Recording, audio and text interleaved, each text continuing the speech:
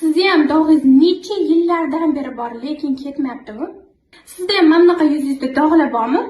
Men sizga hozir eng kuchli bo'lgan naborni tavsiya qilaman. Nabor bilan kamida 1 oydan 3 oygacha bo'lgan vaqt ichida dog'laringizdan qutulasiz. Nabor ichida birinchi bo'lib penkasi bor. Penka yuzingizni tozalab, очищать qiladi va oqartiruvchi xususiyati bor. Ikkinchi o'rinda namlantiruvchi toner.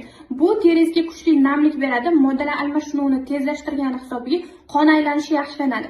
Qon aylanishi yaxshilangandan keyin keyingi etapdagi har bitta surilayotgan narsa tez effekt beradi. Eng muhim aktiv sifatida dog' krem.